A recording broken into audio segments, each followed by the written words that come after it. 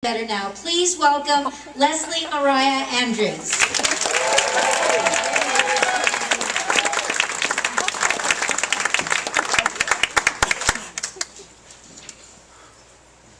Hello.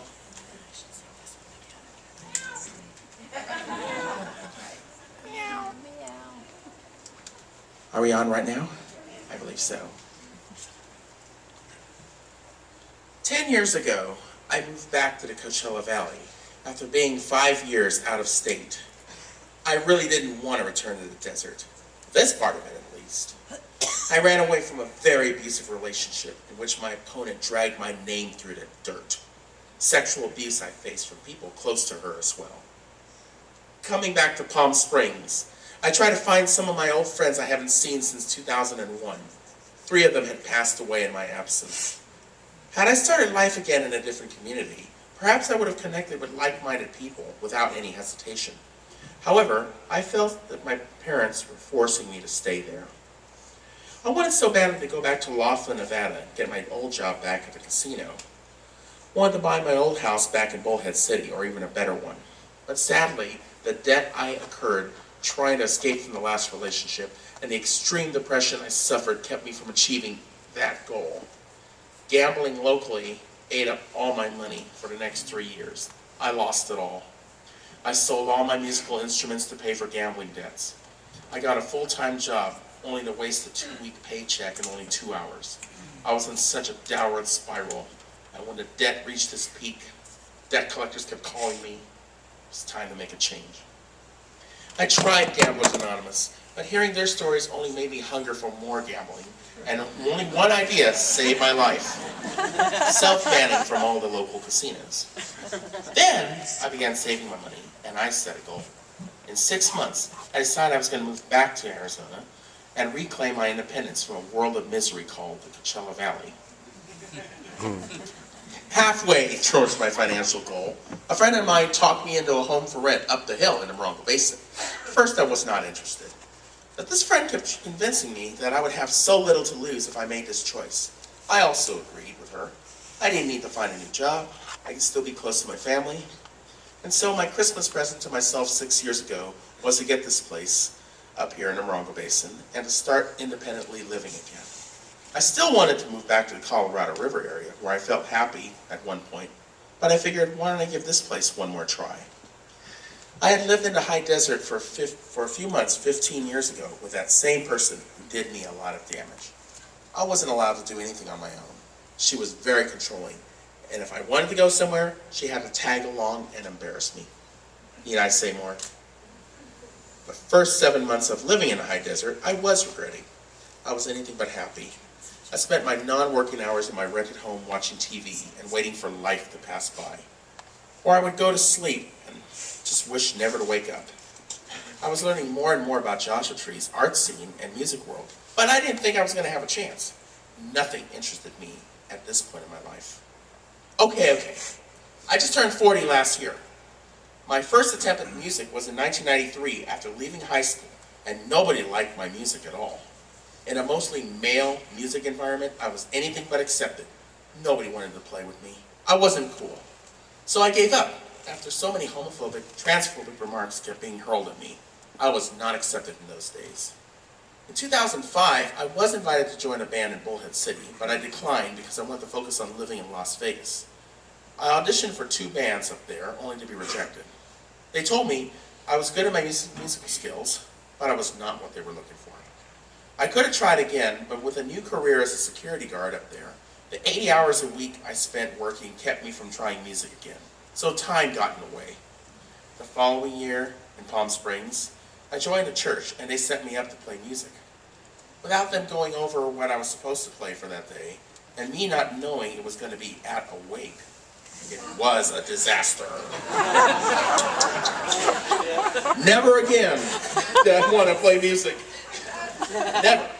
However, meeting an old lady up in Phoenix, Arizona, who sang in a rock band called 1 Foot in the Grave, a true story, there's a website for it, she made me want to try music one more time. I bought a drum set from a friend of mine in San Diego, and that pushed the envelope. And yes, I'm still friends with that lady, by the way. and she still wants to do her band. But then one day in 2010, July of 2010 that is, I came to Pappy and Harriet's Pioneer Town Palace to check out their open mic night. Ted Quinn, the host of the event, was the man to see. He had announced that it was Mick Jagger's birthday. Having a side job as a freelance reporter for the Desert Star Weekly in those days, I came here hoping to write an article about the experience. The more of what I saw, I wanted to be that experience. So to hell with it, I discarded the notepad. I decided to sign up. I sang my 3 songs, and the rest is history. However, I wasn't confident enough to sing any Mick Jagger songs, so I sang a Beatles song called If I Fell, which I knew right offhand, in addition to 2 of my original songs, one called For a Lady, and one called Boston Marriage, which is a pro-marriage equality tune.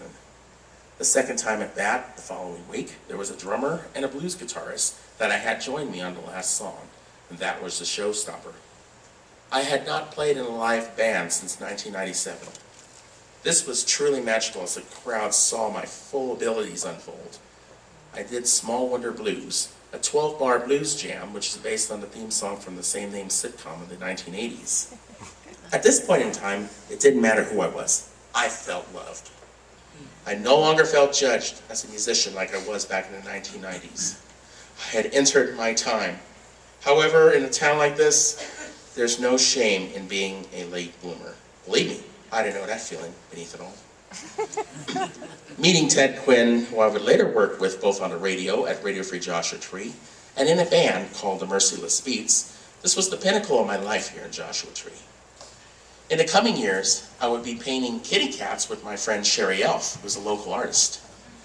My own band, the Small Wonder Experience, I have waited 20 years to form, and it finally happened in 2011. And by 2013, I decided to buy a home here and stay here indefinitely.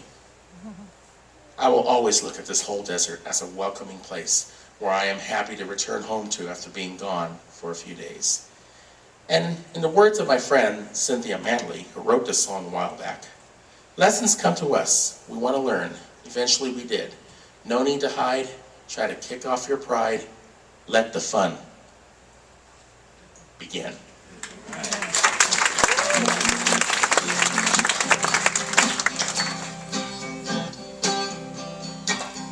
Used to be so angry, made everything fight, had stay what was on my mind, loudly in your face, maintain priorities, my peace and your responsibility.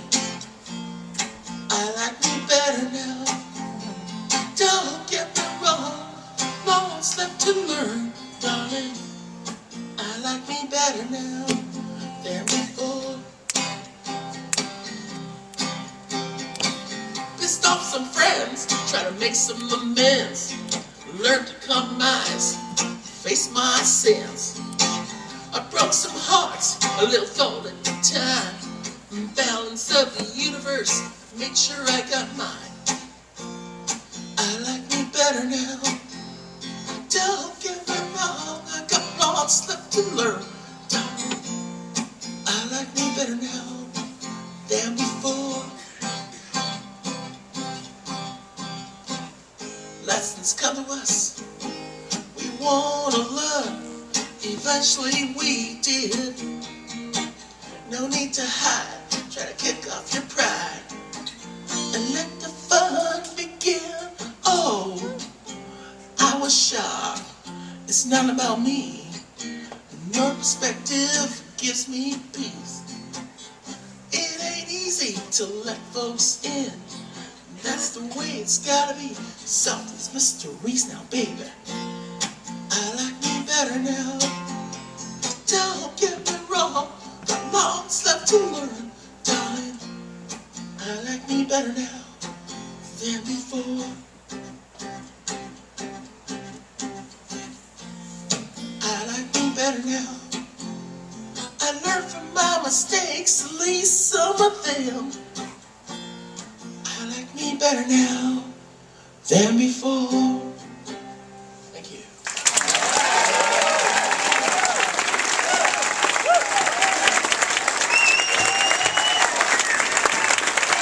Thank you, Leslie. That was great.